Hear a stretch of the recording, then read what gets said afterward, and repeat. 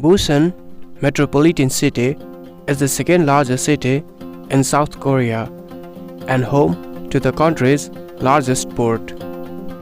As a coastal city, rising sea levels and climate change threaten its very existence.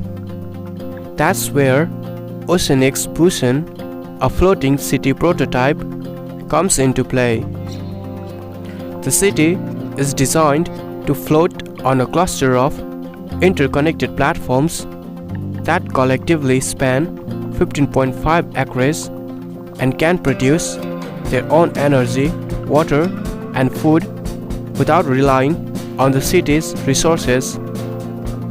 The company website states, floating city development firm Oceanix and architectural firms Zork Angels Group, Big and Samo Architecture and engineers are behind the UN-backed project. The project was unveiled at the UN headquarters on April 26 and is expected to be completed in 2025. The depth of the platform provides a big space in the hall, almost like a basement that contains mostly air to counteract the forces of the weight of the buildings on top.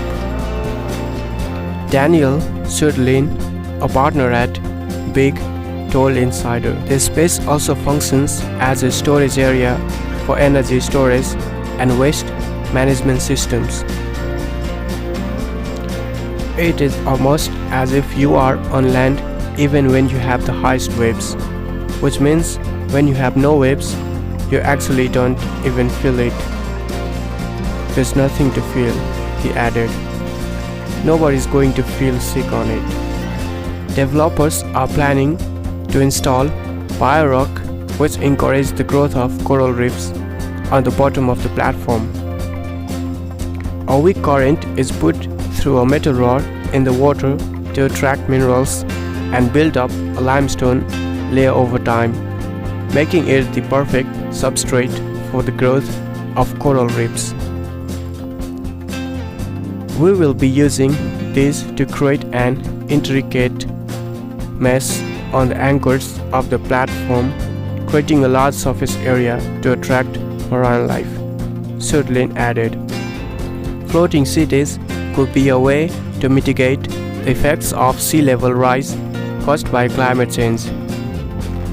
Sea level rise poses an existential threat for some small islands and some low-lying coasts.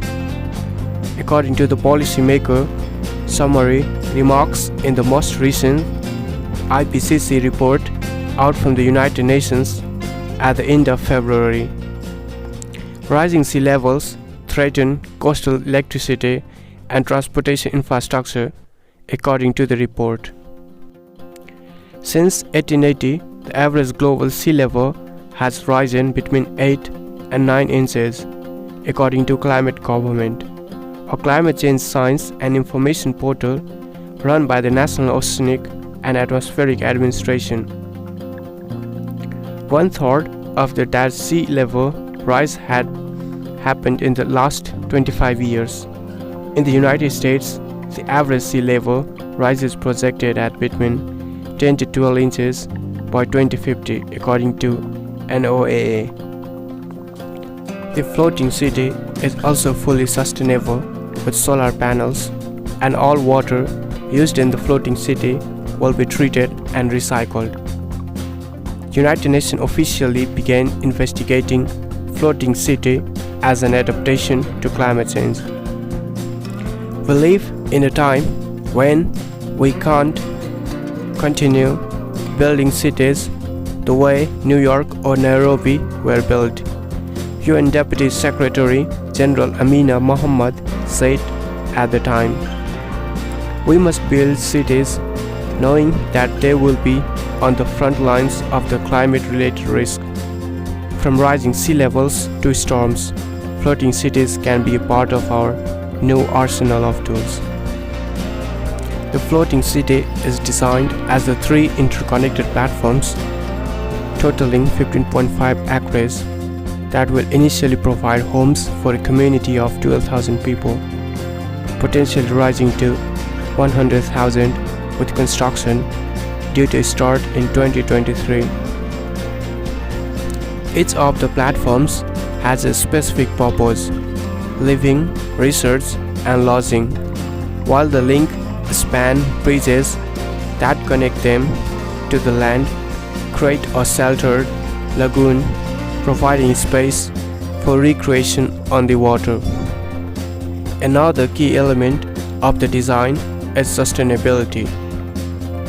The Oceanix Busan has 6 integrated systems focusing on energy, food, water, waste, mobility, and coastal habitat regeneration to ensure the floating city reuses and wastes as little as possible.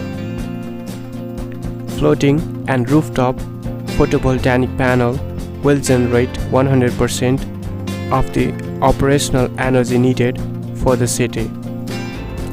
Each neighborhood will treat and replenish its own water, reduce and recycle resources, and have urban farm areas to grow food. Busan is not only floating city project being developed. In September 2021, King William Alexander of the Netherlands officially opened the carbon-neutral floating office Rotterdam in the Dutch port, which is ever to move as water levels rise. Construction is also due to start this year on Maldives' floating city. The archipelago and the Indian Ocean is one of the most climate vulnerable nations, with more than 80% of its land area at less than 1 meter above sea level. Floating cities and offices are just one solution to the impact of climate change on coastal communities. But many more challenges face the ocean, and urgent action is needed to address them.